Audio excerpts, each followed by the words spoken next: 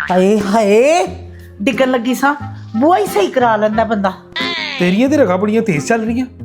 ਤੇਰੀਆਂ ਰਿਪੋਰਟਾਂ ਸਾਰੀਆਂ ਠੀਕ ਨੇ। ਤੂੰ ਇੰਝ ਕਰ, ਸਵੇਰ ਦੁਪਹਿਰ ਸ਼ਾਮ ਇਹ 2 ਸਿਰਪ ਪੀਣੇ ਨੇ ਤੇ ਕੁੱਟ ਲਾਣੇ ਵੱਡੇ ਵੱਡੇ। ਠੀਕ ਹੈ, ਜਾ ਸ਼ਾਬਾਸ਼। ठीक है डॉक्टर साहब। ਹਾਏ ਲੱਗਦਾ ਮੇਰੀ ਰਿਪੋਰਟ ਆ ਗਈ ਏ। ਇਹ ਮੇਰੀ ਰਿਪੋਰਟ ਏ ਓਏ ਤੁਹਾਡੀ ਰਿਪੋਰਟ ਨਹੀਂ ਹੈਗੀ, ਤੁਹਾਡੀ ਰਿਪੋਰਟ 3 ਘੰਟਿਆਂ ਬਾਅਦ ਆਣੀ ਏ। ਤੇ ਮੈਂ 3 ਘੰਟੇ ਬਾਅਦ ਹੀ ਆਈ ਆ। ਓਏ ਅੱਲਾ ਮਾਫ ਕਰੇ, ਹਲੇ 10 ਮਿੰਟ ਹੋਏ ਜੇ ਗਿਣਤੀ ਦੇ। ਕੀ ਕਰਦੇ ਹੋ ਤੁਸੀਂ? ਇੰਨੀ ਛੇਤੀ ਨਹੀਂ ਆਣੀ, 3 ਘੰਟੇ ਬਾਅਦ ਆਣਾ।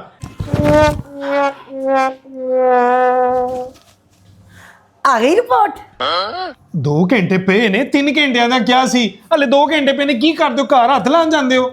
ਹੱਦ ਏ ਯਾਰ। ਹੁਣ ਤੇ ਆ ਗਈ ਹੋਣੀ ਹੈ।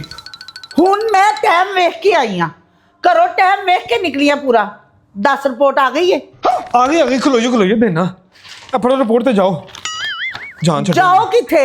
ਮੈਂ ਕਿਹੜਾ ਪੜ੍ਹੀ ਲਿਖੀ ਆ? ਐਪਲ ਪੜ੍ਹ ਕੇ ਦੱਸ ਕੀ ਲਿਖਿਆ ਹੈ। ਓਏ ਹੋਏ ਹੋਏ ਹੋਏ, ਕੀ ਹੋਇਆ? ਤੁਹਾਡਾ ਕੋਲੇਸਟ੍ਰੋਲ ਨਹੀਂ ਸਹੀ ਆਇਆ, ਯੂਰਿਕ ਐਸਿਡ ਵੀ ਨਹੀਂ ਸਹੀ ਆਇਆ, ਤੁਹਾਡੇ ਚ ਕੈਲਸ਼ੀਅਮ ਦੀ ਵੀ ਕਮੀ, ਪਾਣੀ ਦੀ ਵੀ ਕਮੀ। ਵੇ ਬਸ ਕਰ ਜਾ ਭਰਾਵਾ। ਇੰਨੀਆਂ ਕਮੀਆਂ ਤੇ ਮੇਰੀ ਸੱਸ ਨੇ ਨਹੀਂ ਕੱਢੀਆਂ ਜਿੰਨੀਆਂ ਤੂੰ ਕੱਢਤੀਆਂ ਨੇ। ਉਹ ਖਲੋ ਜਾ 1 ਮਿੰਟ। ਆਖਰੀ ਗੱਲ ਤੇ ਮੈਂ ਭੁੱਲ ਗਿਆ, ਉਹ ਤੁਹਾਡੇ ਚ ਖੂਨ ਦੀ ਵੀ ਕਮੀ ਜੇ। ਵੇ ਤੂੰ ਡਾਕਟਰ ਹੀ ਝੂਠਾ ਹੈ। ਖੂਨ ਦੀ ਕਮੀ ਮੇਰੇ ਚ ਬਿਲਕੁਲ ਨਹੀਂ ਹੋ ਸਕਦੀ। ਸਾਰਾ ਦਿਨ ਤੇ ਮੈਂ ਆਪਣੇ ਬੰਦੇ ਦਾ ਲਹੂ ਪੀਨੀ ਆ। ਤੂੰ ਡਾਕਟਰ ਵੀ ਗਲਤ ਹੈ, ਤੇਰੀ ਰਿਪੋਰਟ ਵੀ ਗਲਤ ਹੈ। ਫੜ ਭਰਾ ਪੈਸੇ ਤੇ ਦੇ ਜਾ। ਖਲੋ ਜਾ।